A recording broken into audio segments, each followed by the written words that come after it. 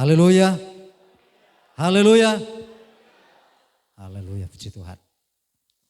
Untuk kesekian kalinya kami ada di tempat ini dalam pelayanan firman. Terima kasih untuk Bapak Gembala, Ibu Gembala yang mempercayakan kami dalam pelayanan firman Tuhan pada kesempatan ini. Ini semua dalam rencana Tuhan, semua jemaat Tuhan yang masih merindukan akan kebenaran firman Tuhan pagi hari ini. Kita bersyukur kita ada semua karena anugerah Tuhan. Karena tidak ada yang luput dari pemandangan Tuhan, semua ada dalam rancangan Tuhan. Itulah sebabnya mari selalu bersyukur kepada Tuhan untuk setiap apa yang Tuhan kerjakan bagi kita. Sehingga kita boleh memahami, mengerti semua yang kita alami, nikmati hanya karena kasih karunia Allah. Puji Tuhan. Kita akan mendengarkan firman Tuhan, mari kita mengambil kitab kita. Kita akan membaca dalam 2 Tawarik pasal 26. 2 Tawarik pasal 26, kita akan membaca mulai ayat yang pertama hingga ayatnya yang kelima. Kita akan baca 2 Tawarik pasal 26 ayat pertama sampai ayatnya yang kelima. Mari kita berdiri, kita menghormati firman Tuhan. Kita akan membaca bersama-sama 5 ayat ini, saudara. Sehingga kita meminta Roh Kudus supaya kita akan bisa mengerti setiap perkataan-perkataan firman Tuhan yang kita akan baca. Kalau sudah dapat kita katakan amin. Haleluya. Raja Usia 2:3. Segenap bangsa Yehuda mengambil Usia yang masih berumur 16 tahun dan menobatkan dia menjadi raja menggantikan ayahnya Amasya. Ia memperkuat Elot dan mengembalikannya kepada Yehuda sesudah raja mendapat perhentian bersama-sama dengan nenek moyangnya. Usia berumur 16 tahun pada waktu ia menjadi raja dan 52 tahun lamanya ia memerintah di Yerusalem. Nama ibunya ialah Yekholia dari Yerusalem.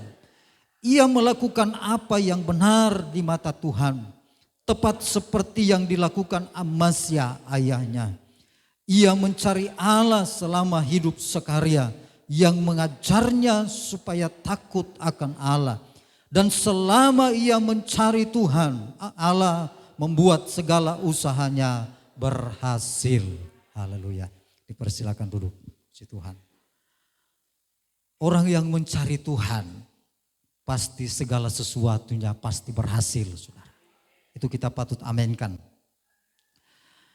Saudara, mencari Tuhan itu tidak mudah. Ya, tidak mudah. Ini sama halnya dengan ketika kita mencari nafkah untuk kebutuhan keluarga, kebutuhan anak-anak untuk sekolah, untuk mencari uang, itu butuh tekad yang kuat, butuh semangat yang kuat. 2 minggu yang lalu, saudara, ada jemaat kami yang baru kembali dari Papua, saudara. Kebetulan profesinya sebagai penambang emas. Dia sudah 3 kali ke Papua, saudara, untuk menambang emas, dan terakhir 2 minggu yang lalu dia kembali. Dia bersaksi, saudara, baru perjalanannya itu menuju ke tempat untuk di penambangan emas itu 1 minggu perjalanan.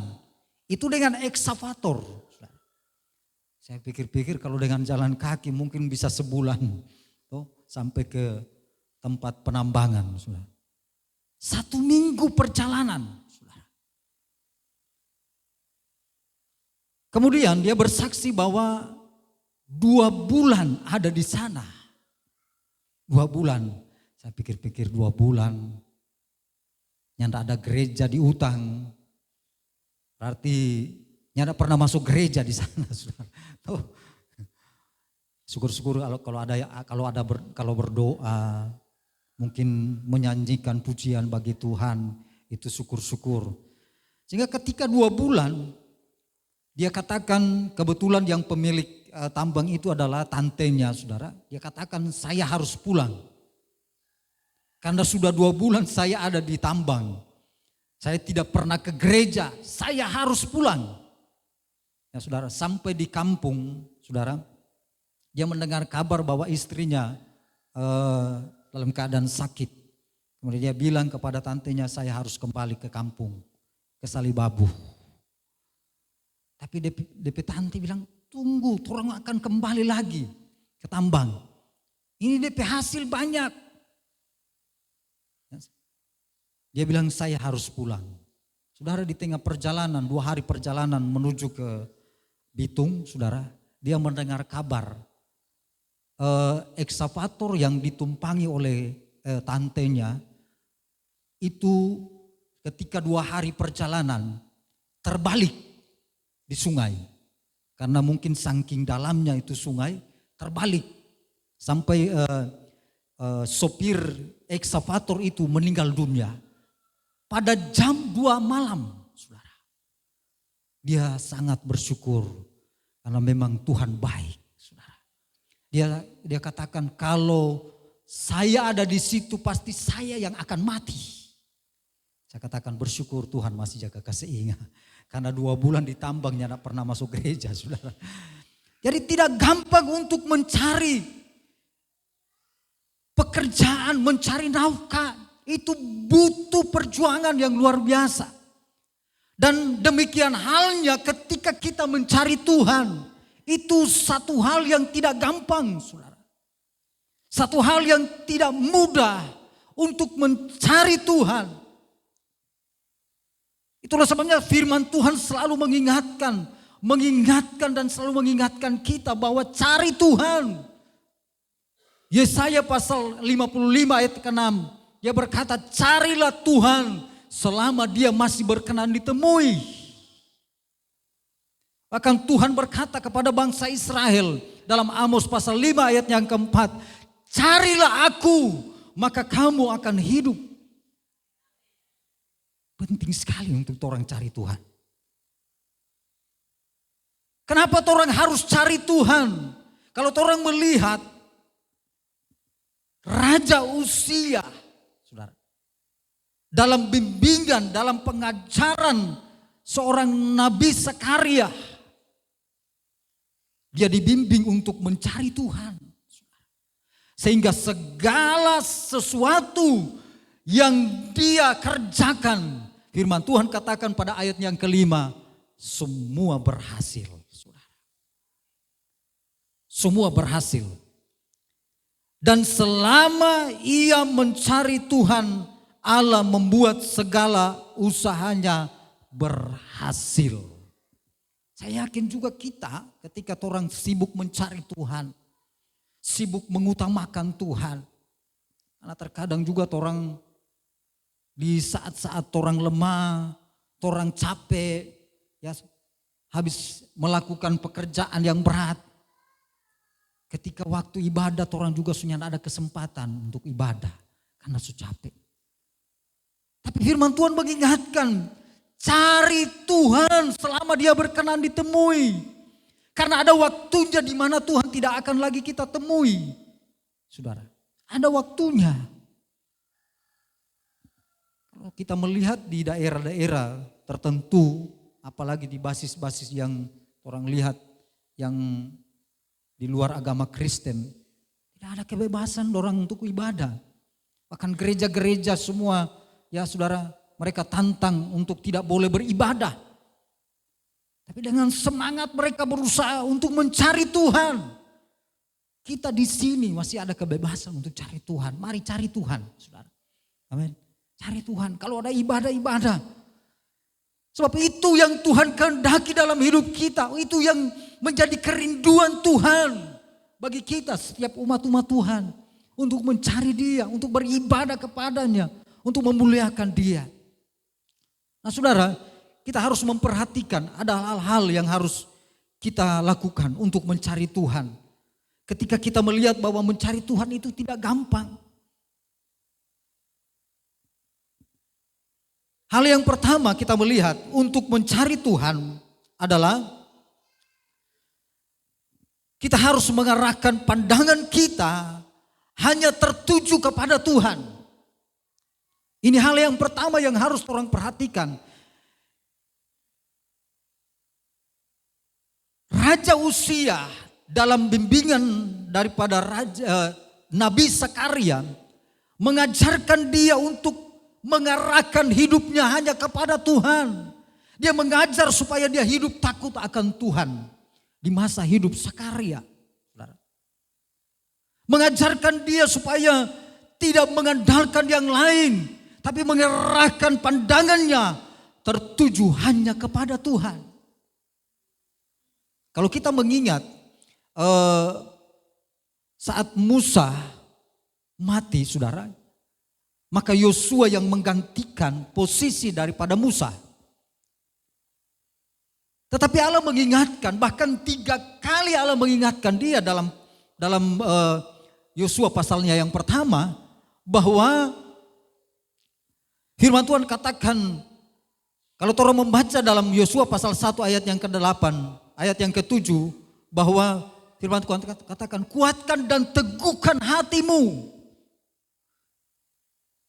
Kuatkan dan teguhkan hatimu, jangan menyimpang ke kanan atau menyimpang ke kiri. Artinya arahkanlah pandanganmu tertuju hanya kepada Tuhan.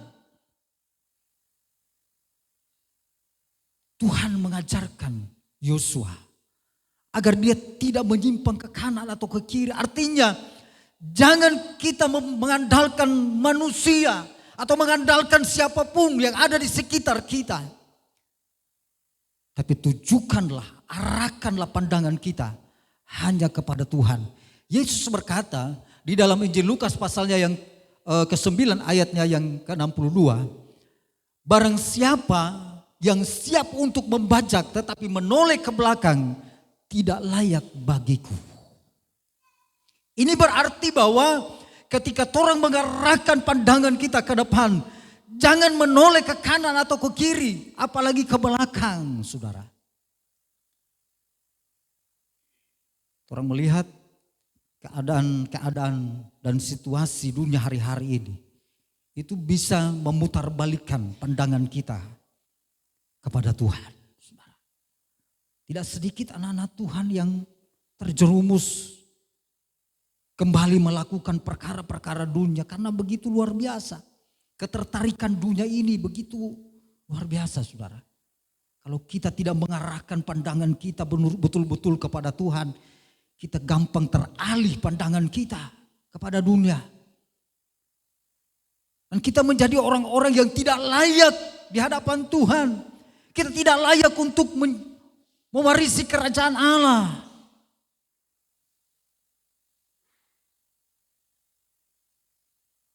Raja Uzia, saudara, dalam bimbingan Nabi Zakaria, dia mengarahkan pandangannya hanya kepada Tuhan.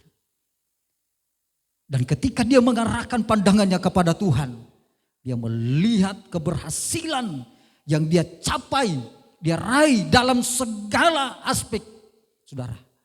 Mulai dari pertanian, di peternakan, saudara. Bahkan dalam, ya saudara, pencapaiannya, dalam kedudukannya sebagai raja, dia menjadi seorang yang kuat. Kata firman Allah, dia menjadi terkenal. Karena secara ajaib, kata firman Tuhan, Allah mengerjakan semuanya secara luar biasa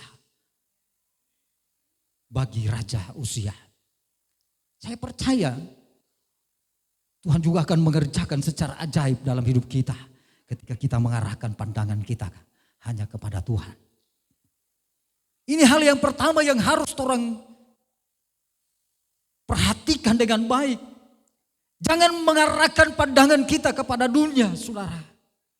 Dunia ini cuma sementara saja. Kesenangan dunia cuma sementara saja, saudara. Harta kekayaan cuma sementara saja. Tapi kalau orang mengarahkan dan tidak pernah, saudara, melihat ke kanan dan ke kiri, tapi mengarahkan pandangan kita hanya kepada Tuhan, saya yakin kita akan mencapai tujuan dan sasaran kita yang sesungguhnya. Bukan hanya keberhasilan di dunia, tapi kita akan berhasil mencapai janji Tuhan, yaitu kerajaan surga kekal untuk menjadi bagian saya dan saudara. Tapi kalau masih ada yang balia-lia ke kanan ke kiri, bertobat saudara. Tuh, bertobat. Apalagi masih balia-lia ke belakang, itu bertobat. Arahkanlah hidupmu ke depan hanya kepada Tuhan. Pengalaman Rasul Paulus saudara. Kalau kita membaca dalam Filipi pasal 3 ayatnya yang ke-13. Dia katakan, aku melupakan apa yang ada di belakangku dan mengerahkan diri pada apa yang ada di hadapanku. Melupakan apa yang ada di belakangku, mengerahkan diri pada apa yang ada di hadapanku. Kita kenal Rasul Paulus yang awalnya adalah Saulus. Apa yang tidak bisa dilakukan oleh Saulus sebelum dia jadi Paulus, saudara. Segala sesuatu dia bisa lakukan. Soal kekayaan, soal hikmat, kepandaian, kepintaran dia punya. Kekuasaan dia ada. Tapi ketika dia kenal Yesus, dia mengarahkan pandangannya hanya kepada Yesus. Dia katakan semua yang dia lakukan dari awal ternyata itu suatu kerugian besar. Amin. Kerugian yang besar. Dan pada akhirnya dia katakan, ku anggap sampah semua. Haleluya. Ini dunia sementara saudara. Tuh.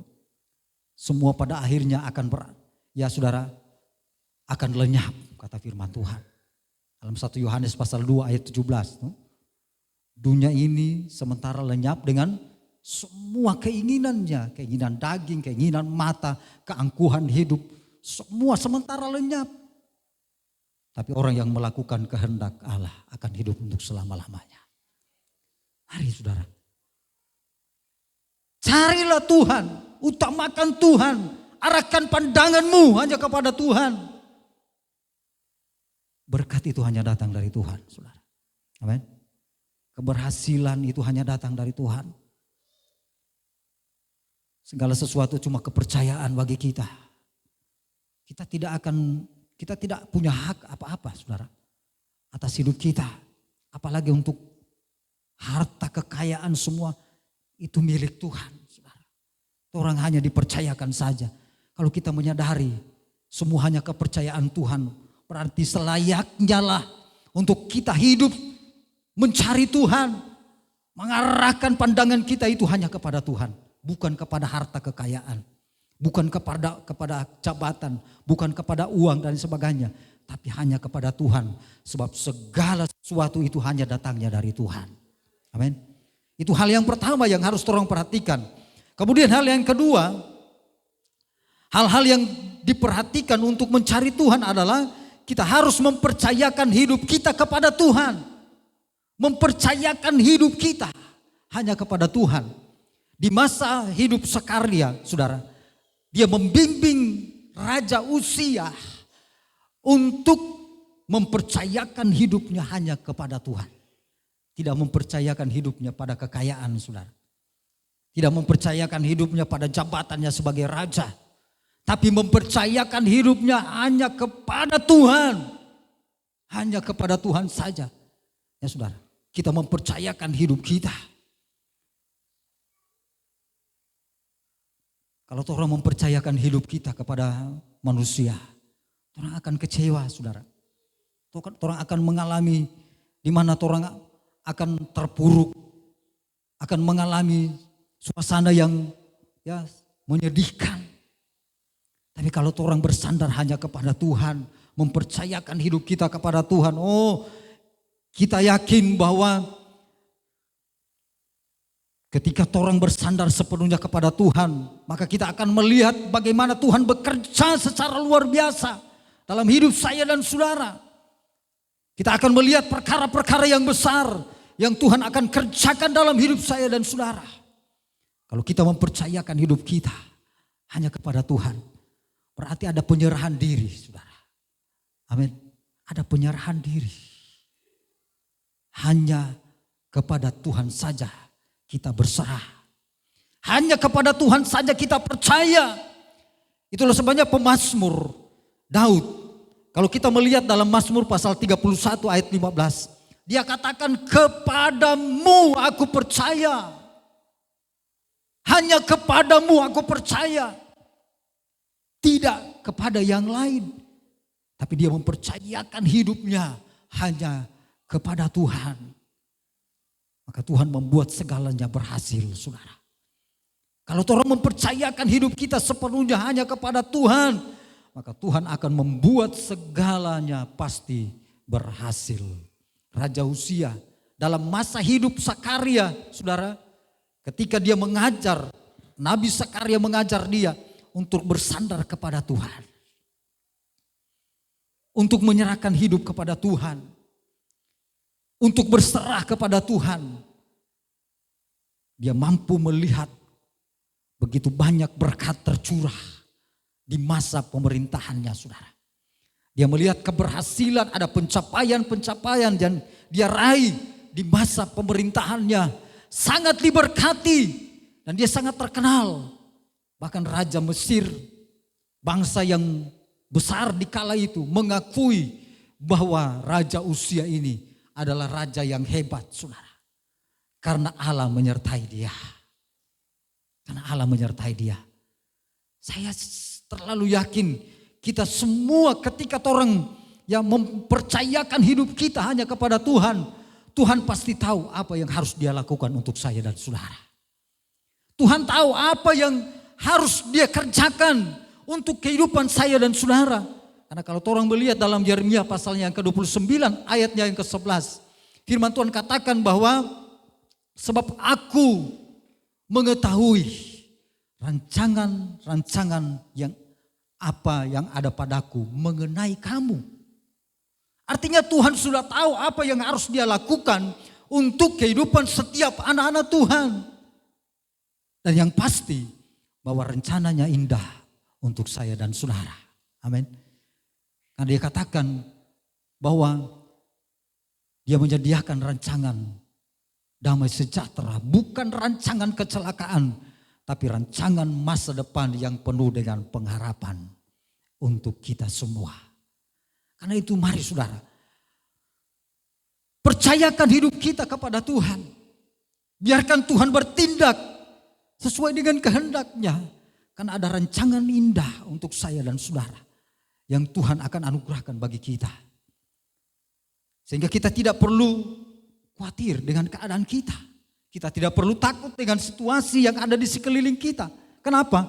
Kalau kita berserah kepada Tuhan, maka Tuhan akan bertindak yang terbaik untuk saya dan saudara. Haleluya. Sehingga Tuhan katakan bahwa rancanganku bukan rancanganku seperti tingginya langit dengan bumi. Itu rancanganku dengan rancanganmu. Itu dalam Yesaya pasalnya yang ke-55 ayat yang ke-8. Jadi kita tidak bisa menyamakan rancangan kita dengan rancangan Tuhan. Sebab rancangan Tuhan itu adalah rancangan yang baik. Rancangan yang penuh damai sejahtera. Yang menyediakan segalanya yang terbaik untuk saya dan saudara. Ketika kita mempercayakan diri kita ini hanya kepada Tuhan. Pengalaman Raja Uzia, saudara. Ada hal yang menarik yang harus kita lihat. Saudara, ketika Raja Uzia ini tidak lagi mempercayakan hidupnya kepada Tuhan. Kita melihat apa yang akan terjadi. Saya melihat ketika di zaman Nabi Sakaria itu dia dibimbing dalam pengajaran firman. Dia dibimbing untuk hidup takut akan Tuhan. Untuk hidup menurut kehendak Tuhan. Untuk mempercayakan hidupnya kepada Tuhan. Tetapi ketika Sakaria sudah tidak ada lagi bersama dengan Raja Uzia, maka dia tidak lagi mempercayakan hidupnya kepada Tuhan. Coba kita akan melihat di dalam ayatnya yang ke-16 dalam pembacaan kita tadi. 2 Tawarik pasalnya yang ke-26 di ayatnya yang ke-16.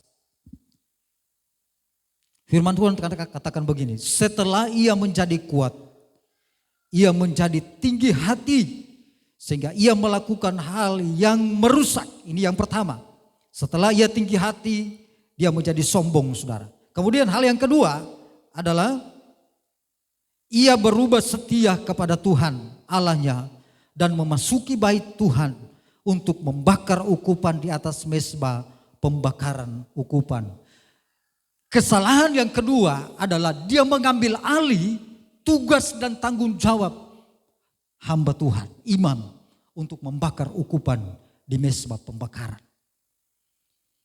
Ini yang akan terjadi ketika kita tidak mempercayakan hidup kita kepada Tuhan.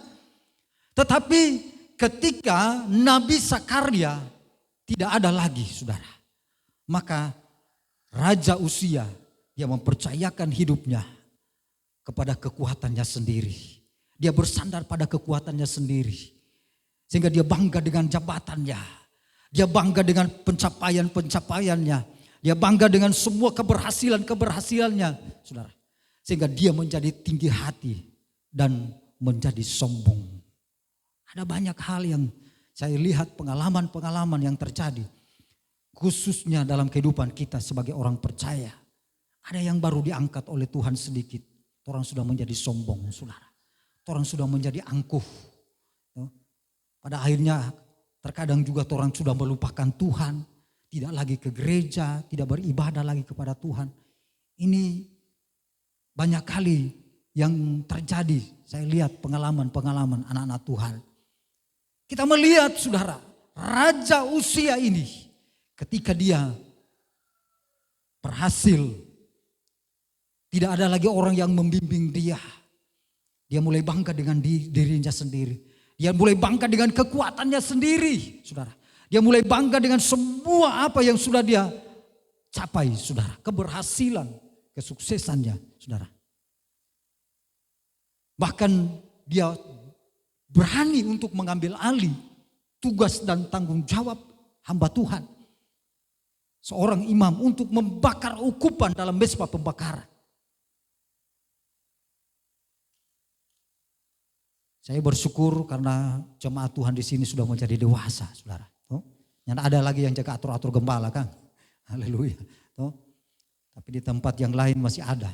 Tapi mudah-mudahan orang memahami, mengerti dengan firman Tuhan, pengalaman Raja Uzia.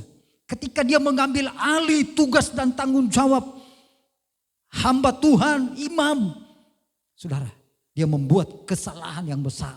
Firman Tuhan katakan dia telah berubah setia kepada Tuhan. Dan ada akibat-akibat yang dialami oleh Raja Uzia ini, saudara. Ketika dia menjadi sombong dan angkuh. Kita melihat di ayat-ayat selanjutnya.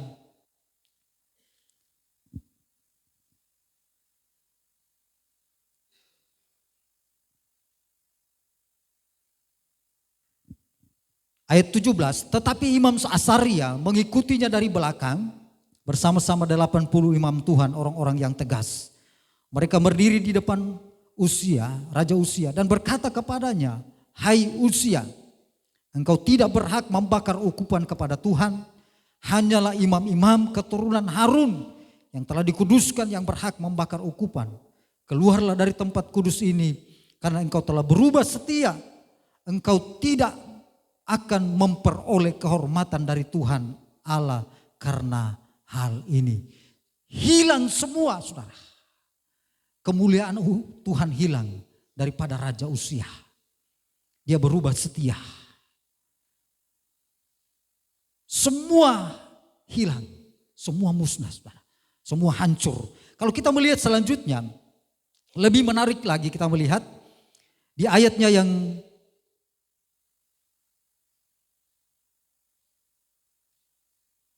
ayatnya yang ke-20, imam kepala Asaria dan semua imam lainnya memandang kepadanya. Dan sesungguhnya ia sakit kusta pada dahinya. Cepat-cepat mereka mengusirnya dari sana. Dan ia sendiri tergesa-gesa keluar. Karena Tuhan telah menimpakan tulah kepadanya. Ayat 21, Raja Uzia sakit kusta sampai hari matinya. Perhatikan dengan baik, sudah. Sampai hari matinya. Dan sebagai orang yang sakit kusta, ia tinggal dalam sebuah rumah pengasingan karena ia dikucilkan dari rumah Tuhan dan Yotam anaknya mengepalai istana raja dan menjalankan pemerintahan atas rakyat negeri itu. Perhatikan dengan baik saudara. Ketika dia berubah setia, maka segalanya musnah. Hancur saudara. Hancur semua. Cuma dalam sekejap saudara. Dalam sekejap habis. Sampai hari matinya dia berada dalam pengasingan. Sampai hari matinya.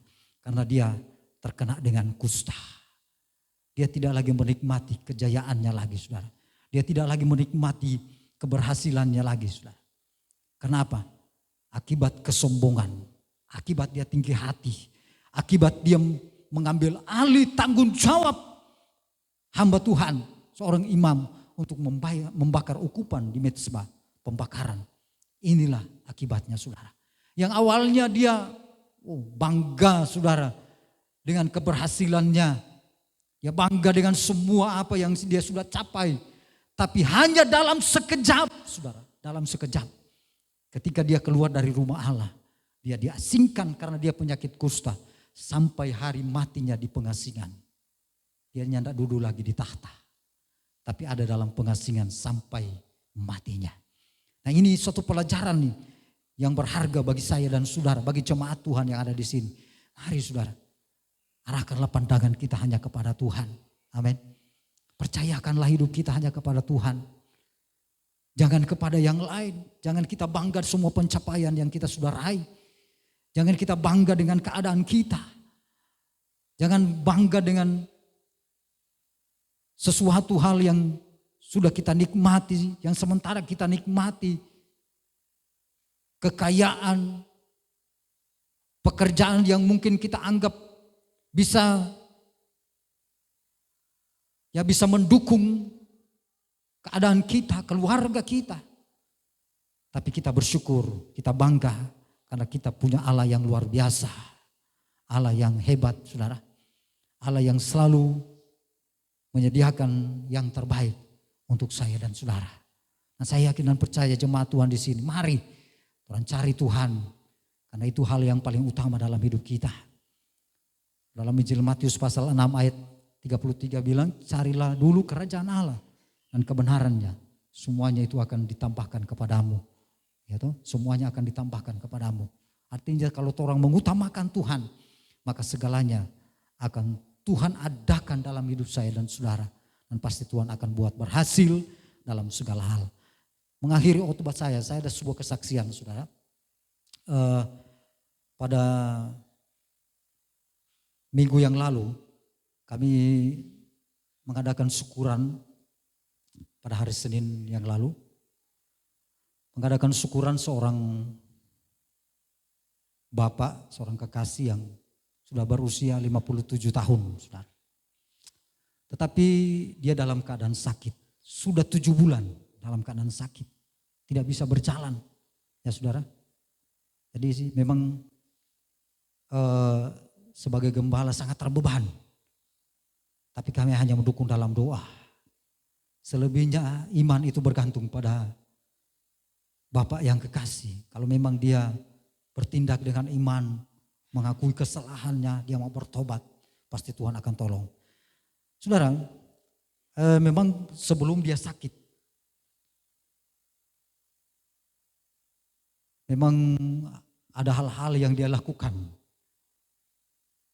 Awal-awalnya kami mempercayakan dia karena melihat mereka sangat menopang dalam pelayanan. Mereka sangat menopang dalam pelayanan. Sehingga saya mengangkat dia menjadi ketua kaum pria. Karena melihat kapasitasnya memang ada talenta-talenta yang cukup luar biasa dari Tuhan. Tetapi waktu berjalan, saudara, dia berubah setia. Berubah setia. Mungkin ini miripnya, hampir mirip dengan Raja Uzia. Dia berubah setia. Tidak lagi ke gereja. Mungkin ada kurang lebih hampir 2 tahun. Dia tidak lagi ke gereja, saudara. Ada rekan kaum pria mengingatkan dia. Mari Jo, masuk gereja. Orang masih kuat, selagi masih kuat. Jangan sampai orang kalau Salome Orang sunyian akan bisa masuk gereja, mau cari Tuhan. Tapi apa yang dia bilang saudara? Oh, kita masih kuat. Kita masih muda, kita masih kuat. Kita masih boleh bikin semua. Nah ini saudara, saya pernah tegur dia di bulan Februari sebelum dia sakit saudara. Itu kami sempat ketemu di pantai, saudara, Pantai Lawasan. Saya memeluk dia dan memang dia juga bersaksi hal yang sama saudara. Saya memeluk dia. Saya katakan mari juga ibadah. Itu orang setia juga Tuhan. Setia juga melayani Tuhan karena saya tahu dia punya kapasitas. Memang punya talenta yang diberikan oleh Tuhan. Sehingga saya katakan mari juga orang melayani Tuhan. Dia cuma tersenyum saudara. Apa yang dia katakan? Aduh. Saya lihat dia tersenyum, apa senyum itu senyum seperti apa? Dia katakan, aduh kita masih jaga mabon. Wah, saya sangat tersentuh sebagai seorang gembala, bukan main. Tidak menunggu lama saudara. Beberapa waktu kemudian saya dengar dia sakit. Dari pantai ini terkancing belakang saudara. Sunyana mudah bangun. Dan hampir 1 bulan nyandak buang air besar. Bayangkan, orang kalau hampir 1 bulan nyandak buang air besar, semua mati sudah. Tapi Tuhan masih sayang. Sudah. Tuhan masih sayang. Ketika itu Tuhan pulihkan dia. Dia sempat buang air besar dan sudah baik. Sudah. Tetapi mungkin belum cukup Tuhan bilang sampai di situ. Tuhan masih kasih lagi. Ingatkan lagi. Penyakit, ya saudara, dibawa ke puskesmas, diperiksa, ya saudara, kolesterol tidak terdeteksi, ya saudara, gula tidak terdeteksi. Wah, saya pikir-pikir, ini sobo bahaya ini saudara. Ya saudara, berapa kali, entah 2 atau 3 kali bawa ke puskesmas, tidak ada perubahan. Kemudian jual tanah, saudara, gade tanah, bukan jual, gade tanah. 5 juta 1 tampak. Bawa ke rumah sakit Malah. Dari rumah sakit Malah tidak ada perubahan lagi. Gadai lagi 1 tampak tanah saudara. 15 juta. Untuk rencana mau pergi ke Manado. Nyandak lagi saudara. Akhirnya sampai sekarang sudah 7 bulan menderita sakit. Ketika dalam acara ucapan syukur dalam keadaan yang tidak berdaya. Dia katakan kita mau bersaksi. Oh, saya katakan wah luar biasa. Dia menangis. Dia mengakui dia so salah.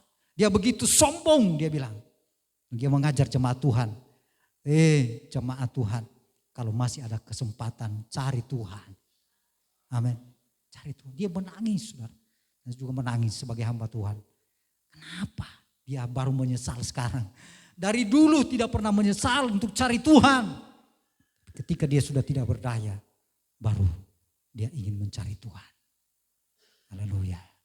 Mari jemaat Tuhan, cari Tuhan selama dia masih ada. Masih orang bisa dapatkan, masih dia orang boleh temui, cari Tuhan. Jangan utamakan yang lain, tapi fokuskan hidup kita hanya kepada Tuhan. Dan serahkan hidup kita hanya kepada Tuhan saja. Biarkan rencana Tuhan akan jadi dalam hidup kita. Tuhan pasti akan merencanakan yang terbaik untuk hidup saya dan saudara. Tuhan tidak pernah gagal dalam semua janjinya. Segala sesuatu pasti akan berhasil asalkan kita tunduk dan berserah kepada Tuhan.